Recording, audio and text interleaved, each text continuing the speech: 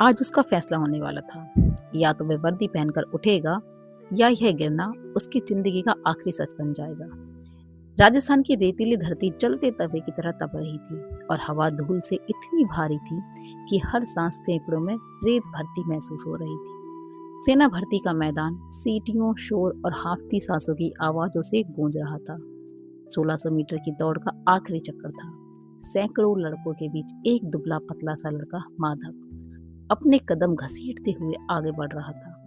उसके पैर जमीन पर नहीं मानो आग पर पड़ रहे हों। छाती भट्टी की तरह जल रही थी और सांस भीतर जाते ही चुभ रही थी। उसके दिमाग में सिर्फ एक ही आवाज घूम रही थी, रुक गया तो सब खत्म। आंखों के सामने धुंध तैरने लगी और दिल की धड़कन कानों में ऐसे गूंज रही थी जैसे कोई ढोल बज रहा हो। सामने फिनिश लाइन थी, बस 100 मीटर दूर। अब हर कदम शरीर से नहीं जिद से उठ रहा था। तभी फटे जूतों का घिसा तलवा जमीन पर पड़े एक कंकड़ से टकराया। पैर मुड़ा, संतुलन टूटा और वह धड़ाम तपती धूल में जा गिरा। धूल मुंह में भर गई, हथेलियां जल उठी और कुछ सेकंड के लिए शरीर ने जैसे पूरी तरह जवाब दे दिया, उठो, बाहर हो जाओगे। किसी की तेज आवाज गूंजी। माधव ने जमीन पर मुट्ठी टिकाई। सांस टूटी हुई थी, आंखें धुंधली थीं। एक पल के लिए दिमाग ने फुसफुसाया, शायद नहीं हो पाएगा। लेकिन अगले ही पल सीटियों की आवाज, कदमों की भागदौड़ और आगे बढ़ती हुई भीड़ उसे पीछे छोड़ती चली गई। वह उठा नहीं, दौड़ खत्म हो चुकी थी, लेकिन उसके भीतर कुछ अभी भी खत्म नहीं हुआ था। शाम का धुंधलाका धीरे धीरे गांव पर उतर रहा था। आसमान का रंग फीका पड़ चुका था और उसी बुझी हुई रोशनी में माधव अपने गांव की पगडंडियों पर लौट रहा था। उसके कदम भारी थे, शरीर से ज्यादा उसका मन थक चुका था। गांव का वह छोर जहां सपनों से पहले जरूरतें जन्म लेती हैं, मिट्टी की दीवारें जिन पर बारिश की मार ने हल्की दरारें छोड़ दी थी, और फूस की वो छत जो हर मौसम में घर कम चिंता ज्यादा ढकती थी। वही था माधव का घर। अंदर से चूल्हे की फूकने की आवाज आई। उसकी माँ धुएं से भरे कोने में बैठी सूखी लकड़ियां सुलगा रही थी। चेहरा उम्र से नहीं, हालात से बुरा हुआ था। माधव दरवाजे पर दस्तक देता है और रुक जाता है। माँ की आंखों में उसे देखकर एक पल को चमक आई, लेकिन बेटे का झुका हुआ सिर देखते ही वह चमक बिना शब्दों के समझ में बदल गई। माँ, आज फिर मैं गिर गया। माँ ने कुछ नहीं पूछा। वह बस उठी और अपना आंचल उसके माथे पर फेर दिया। बेटा, पहले पानी तो पी ले। हार जीत तो लगी रहती है। जब पूरी दुनिया साथ छोड़ देती है तब हारे का सहारा हाथ थामता है। तू बस विश्वास रख। माधव चुप रहा, लेकिन माँ के शब्द उसके भीतर कहीं गहराई में जाकर टिक गए। बाहर अंधेरा बढ़ रहा था और अंदर बहुत गहराई में एक छोटा सा दीप जल चुका था। रात गहराती जाती, गांव सो जाता, लेकिन माधव की आंखों में नींद नहीं उतरती। दिए के मध्यम रोशनी में वह अपनी पुरानी किताबें खोलकर बैठ जाता। कोचिंग के पैसे नहीं थे, कोई रास्ता दिखाने वाला नहीं था, लेकिन एक चीज थी, एक सपना। वह खुद को खाकी वर्दी में देखता, सीना तना हुआ घर लौटते हुए, और पिता की झुकती कमर अब सीधी है। अगली सुबह सूरज उतना ही तेज था, लेकिन माधव के भीतर अब एक काली थकान भरी हुई थी। एक अजीब सी खामोशी थी, जैसे अंदर कुछ ठोस हो चुका हो। वह खेतों की ओर जा रहा था। रास्ते में गांव का चौराहा पड़ा और वहीं वे लड़के एक चमकती गाड़ी उसके पास आकर गुजरी।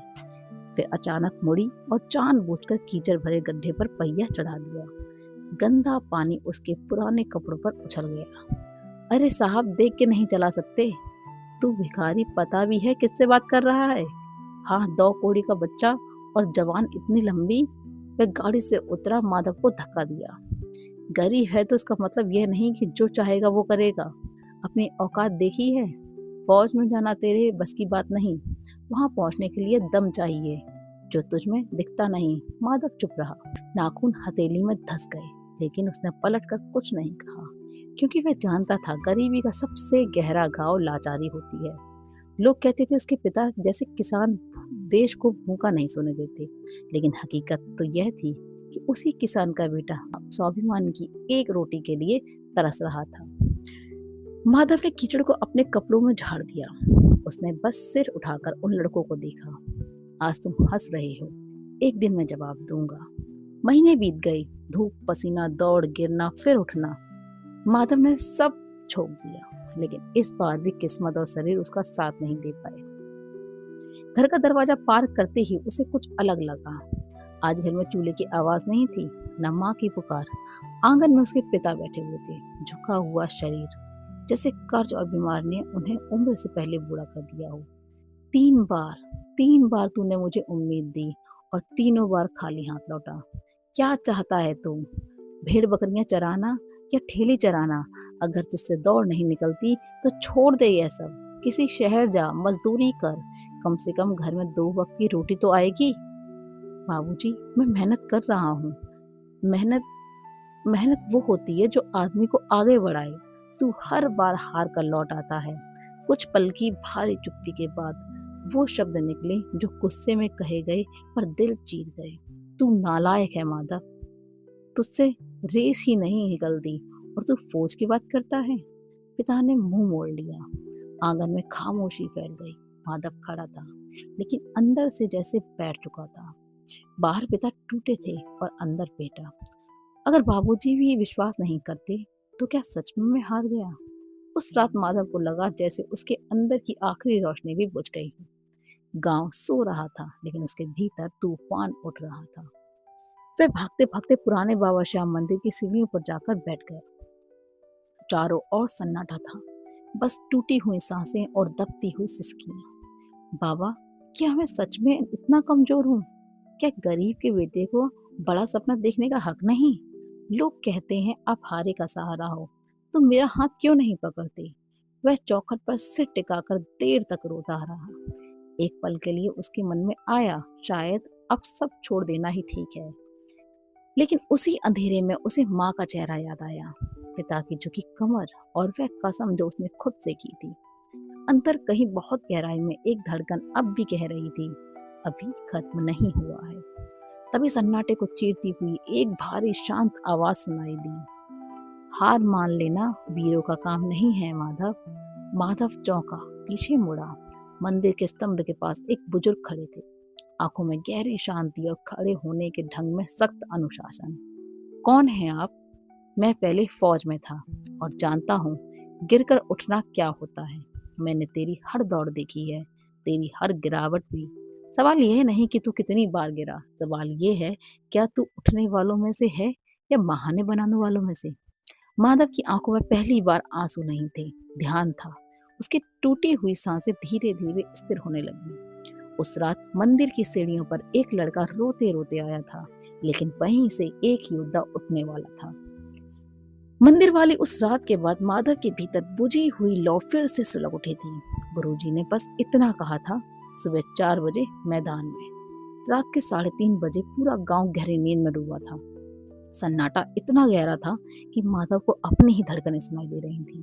वह चुपचाप उठा ताकि बाबूजी की नींद न टूटे और दरवाजा धीरे से खोलकर बाहर आ गया। बाहर कड़कड़ाती ठंड थी, उसकी बूंदें सुइयों की तरह चुभ रही थी। उसके पास गर्म कपड़े नहीं थे, बस एक पुरानी फटी चादर जिसे उसने कसकर अपने चारों ओर लपेट लिया। मैदान पर धुंध तैर रही थी, घास पर ओस चमक रही थी और उसी धुंध के बीच एक सीधी खड़ी परछाई दिखाई दे रही थी। अनुशासन एक फौजी की पहली वर्दी है। माधव का शरीर थका हुआ था, भूख से पेट में मरोड़ उठ रही थी, लेकिन वह सीधा खड़ा हो गया। दौड़ना शुरू कर और तब तक मत रुकना जब तक तेरे फेफड़े हवा के लिए भीख न मांगने लगे। माधव दौड़ने लगा। पहला चक्कर ठंडी हवा उसके फेफड़ों को काटती हुई अंदर जा रही थी। दूसरा चक्कर पैरों के तलवे सुन्न होने लगे, फटे जूतों के भीतर से ठंडी हड्डियां तक पहुंच रही थी। तीसरा चक्कर जांघों में जलन जैसे किसी ने तपता लोहा रख दिया हो। बस बस अब और नहीं। दूर से गुरुजी की तेज आवाज आई, दर्द शरीर छोड़ना चाहता है, लेकिन फौजी वही है जो दर्द को पीछे छोड़ देता है। माधव ने भी दांत दिखा दिए। कदम लड़खड़ाए, लेकिन रुके नहीं। दिन गुजरते रहे। ठंडी सुबह खाली पेट दौड़, खेत का काम और रात की पढ़ाई, यही उसकी नई जिंदगी थी। कई बार वह गिरा, कई बार आंखों के आगे अंधेरा छाया, लेकिन अब एक फर्क था, वह हर बार पहले से तेज उठता था। एक सुबह उसने बिना रुके 5 चक्कर पूरे किए। गुरुजी ने कुछ नहीं कहा, बस हल्का सा सिर हिलाया। वहीं उसकी पहली जीत थी। दर्द वहीं था, पर अब भी उसे तोड़ नहीं रहा था, गड़ रहा था। उस दिन आसमान जैसे फट पड़ा हो। मूसलाधार बारिश में मैदान की मिट्टी कीचड़ बन चुकी थी और हर कदम उसे नीचे खींच रहा था, लेकिन नियम नहीं बदला। गुरुजी नहीं बदले और अब माधव भी नहीं बदलने वाला था। वह पूरी तरह भीग चुका था। शरीर तप रहा था, बुखार की आग भीतर भी। ऊपर से बरसती ठंड फिर भी दौड़ जारी थी। मैदान अब जमीन नहीं, दलदल बन चुका था। एक कदम फिसला और वह धड़ाम से मुंह के बल कीचड़ में जा गिरा। घुटने छिल गए, कोहनी फट गई। खून और कीचड़ मिलकर जैसे शरीर का दर्द का लेप बन गए। वह कुछ पल वहीं पड़ रहा। बारिश उसके चेहरे पर गिरती रही और आंसू उसी पानी में घुल गए। मैं नहीं कर सकता, मेरी किस्मत में यही कीचड़ लिखा है। उसी पल उसे पिता की आवाज गूंजी। माँ का थका चेहरा सामने आया और उसका सपना जैसे दूर जाता हुआ धुंधली आंखों के सामने एक परछाई उभरी। गुरुजी उन्होंने हाथ नहीं बढ़ाया, बस खड़े होकर बोले, अगर आज तू इस कीचड़ से नहीं उठा तो पूरी जिंदगी इसी अपमान में सड़ेगा। फौजी वो नहीं जो गिरता नहीं, फौजी वो है जो सबसे पहले उठता है। माधव की उंगलियां कीचड़ में धंस गई, हाथ कांप रहे थे, शरीर चिल्ला रहा था, रुक जा। लेकिन उसकी आंखों में पहली बार डर नहीं था। आज अगर उठा तो जिंदगी बदल जाएगी। उसने जमीन को जोर से धक्का दिया, घुटने कांपे, शरीर हिला और वह खड़ा हो गया। उस दिन उसकी दौड़ पूरी नहीं की थी, उस दिन उसने खुद को पूरा किया था। रात जब माधव घर लौटा, उसके कपड़ों पर सूखा कीचड़ चिपका हुआ था, घुटनों पर खून के निशान थे, लेकिन आंखों में थकान नहीं, लड़ाई थी। माँ ने उसे देखा तो उसका कलेजा कांप गया। वह बिना कुछ बोले उसे अंदर ले आई, एक कटोरी पानी लाई और धीरे धीरे उसके घाव साफ करने लगी। बेटा, इतनी मेहनत मत करके शरीर ही साथ छोड़ दे। उन्होंने कहीं से थोड़ा सरसों का तेल और चुटकी भर घी का इंतजाम किया था। वहीं उसके घर की दवा थी। घुटनों पर लगाते समय उनकी आंखों में आंसू गिर रहे थे। लगता है बाबा श्याम मुझे भूल गए। नहीं बेटा, वो भूलते नहीं, वो परीक्षा लेते हैं। तूने सुना है ना, हारे का सहारा। जब इंसान पूरी तरह टूट जाता है तब खाटू वाले उसकी मदद करते हैं। माधव ने कुछ नहीं कहा, लेकिन माँ के हाथों की गर्माहट उसके भीतर गहराई तक उतर गई। अगली सुबह वह फिर मंदिर गया। सीढ़ियों पर वही सन्नाटा था, लेकिन इस बार वह अकेला नहीं था। एक बुजुर्ग व्यक्ति खड़े थे, सादे कपड़े, शांत आंखें। उन्होंने बिना कुछ पूछे एक झोला उसकी ओर बढ़ाया। यह मेरे भाई का था, वह सेना में जाना चाहता था, अब वो नहीं रहा, तो मैं देखता हूँ तो वही जिद दिखती है, इसे रख ले। वह अपना नाम बताए बिना चले गए। माधव ने झोला खोला, अंदर मजबूत दौड़ के जूते थे, थोड़ा पौष्टिक खाना। उसकी आंखें भर आईं। यह कोई जादू नहीं था, यह उस मेहनत का जवाब था जो हर हार मानने वाले नहीं जानते। कभी कभी मदद आसमान से नहीं गिरती, किसी इंसान के हाथों से आ जाती है। अब माधव बदल चुका था। वह पहले वाला लड़का नहीं था जो दर्द से डरता था, अब दर्द ही उसका शिक्षक था। सर्दियों की सुबह थी, घास पर जमी ओस बर्फ जैसी ठंडी। माधव नंगे बदन अभ्यास कर रहा था। हर पुशअप के बाद उसका शरीर कांपता, लेकिन उसका मन स्थिर रहता। गुरुजी अब सिर्फ दौड़ नहीं सिखा रहे थे, वे उसके भीतर से पहले उसके मन को मजबूत बना रहे थे। याद रखना, माधव 1600 मीटर की आखिरी चक्कर में शरीर जवाब दे रहा था, वहां जुनून दौड़ता है। गुरुजी के वे शब्द उसके भीतर मंत्र की तरह बरस रहे थे। गांव के लोग अब भी फुसफुसाते थे, कुछ हंसते हुए शक करते थे, लेकिन अब माधव को कोई फर्क नहीं पड़ता था। अब हर ताना उसके कदमों को और तेज कर देता था। रात को आसमान की ओर देखकर वह धीरे से बोला, इस बार मैं खाली हाथ नहीं लौटूंगा। अब वह सिर्फ सेना में भर्ती होने नहीं जा रहा था, अब वह खुद को साबित करने जा रहा था। महीनों की तपस्या, दर्द, भूख, ठंड और अपमान सब मिलकर आज एक दिन में सिमट रहे थे। भर्ती का बुलावा आ चुका था। यही आखिरी मौका था, आखिरी दाव। रात को माधव चुपचाप बैठा रहा। उसने अपना पुराना फटा बैग खोला, अंदर वही नए जूते रखे थे। बाबा श्याम की छोटी सी तस्वीर उसने सीने से लगाई, आंखें बंद की और फिर गुरुजी के पास जाकर उनके पैर छुए। जा बेटा, आज तू अकेले नहीं दौड़ेगा, तेरे साथ तेरे पिता का संघर्ष दौड़ेगा। तेरी माँ की प्रार्थनाएं और ऊपर वाले का आशीर्वाद। माधव ने कुछ नहीं कहा, उसने बस सिर झुका लिया, लेकिन उसकी आंखों में अब डर नहीं था, सिर्फ शांति सुबह थी। भर्ती का मैदान, वही धूल, वही भीड़, वही अधिकारी, वही जगह जहां कभी वह गिरा था। लेकिन आज भीड़ में खड़ा वह लड़का, वही शरीर जरूर था पर वही माधव नहीं। वह अब एक तपस्वी था जो अपनी तपस्या का फल लेने आया था। स्टार्टिंग लाइन पर सैकड़ों लड़के खड़े थे, सन्नाटा ऐसा कि सिर्फ सांसों की आवाज सुनाई दे रही थी। हवा भी जैसे ठहर गई थी। माधव ने आंखें बंद की। बाबा श्याम, हिम्मत बनाए रखना, मेहनत में कमी नहीं छोड़ूंगा। सीटी बजने ही वाली थी और अगले ही पल उसकी जिंदगी की सबसे बड़ी दौड़ शुरू होने वाली थी। हर चेहरा एक कहानी था, हर आंख में एक सपना था, और उस भीड़ के में माधव था। उसके पैरों में नए जूते थे, सिर्फ जूते नहीं, उसकी तपस्या का प्रमाण था। तभी अधिकारी की आवाज मैदान में गूंजी, तैयार हो जाओ जवानों, यह दौड़ 1600 मीटर की नहीं, तुम्हारे अगले 40 सालों का फैसला है। अधिकारी के शब्द हवा में नहीं रहे, सीधे दिल पर लगे। एक ही पल में सब कुछ उसकी आंखों के सामने कौन गया। नालायक, भिखारी। माधव ने आंखें खोली, सांस गहरी थी, दिल शांत। सीटी बजी और धूल का गुब्बार आसमान की ओर उड़ा। सैकड़ों कदम एक साथ जमीन पर पड़े, जैसे कोई युद्ध शुरू हो गया हो। माधव भी दौड़ा, लेकिन भीड़ के बीच उसने खुद को संतुलन रखा। उसे गुरुजी की आवाज याद आई, शुरुआत में खुद को मत जला देना, दौड़ आखिरी मीटर में जीती जाती है। उसके कदम ताल में थे, सांस गहरी, नियंत्रित। कुछ लड़के उसे पार कर रहे थे, लेकिन माधव शांत था। उसे पता था यह दौड़ तेज पैरों से नहीं, सही दिमाग से जीती जाती है।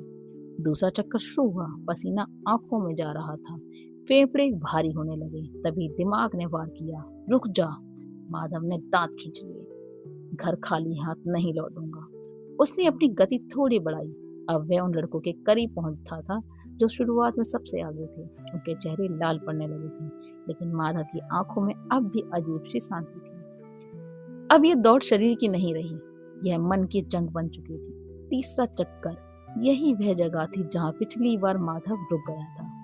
वही मैदान, वही दूरी, लेकिन आज शरीर अलग जवाब दे रहा था।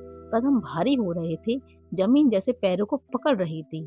उसे वही पिछला चक्कर याद आया, वही कमजोरी, वही आवाज, बाहर जाओ। फिर वही होगा, माधव तू नहीं रुक सकता, तूने भूख झेली है, तूने अपमान झेला है, तू यहाँ हारने नहीं आया। उसे लगा जैसे कोई पीछे से धक्का दे रहा हो। गुरुजी की आवाज गूंजी, जुनून दौड़ता है। माँ का चेहरा, पिता के हाथ, काले चने, फटे जूते, एक साथ सब कुछ। दांत चकड़ लिए, दर्द अभी भी था, लेकिन अब वह दुश्मन नहीं, उसकी ताकत बन चुका था। उसी आग के साथ माधव तीसरा चक्कर पार कर गया। अब बस एक चक्कर बाकी था, आखिरी 400 मीटर। यही शरीर जवाब देता है और इरादा दौड़ता है। घंटी बजी, अंतिम चक्कर। मैदान में शोर गूंज उठा। नाम नहीं, सपने दौड़ रहे थे। माधव अब दूसरे स्थान पर था। फिनिश लाइन साफ दिख रही थी, फेफड़े जल रहे थे, पैर सुन पड़ रहे थे, दिल हथौड़े की तरह धड़क रहा था, शरीर चीख रहा था, बस आज नहीं रुकेगा। उसके कदम बढ़ाए, नहीं झपट्टा मार, जैसे शेर शिकार पर टूटता है। आगे दौड़ रहे लड़के की सांस टूट रही थी, लेकिन माधव की आत्मा दौड़ रही थी। एक कदम, दो कदम, वह आगे निकल गया और अगले ही पल माधव ने फिनिश लाइन पार कर ली।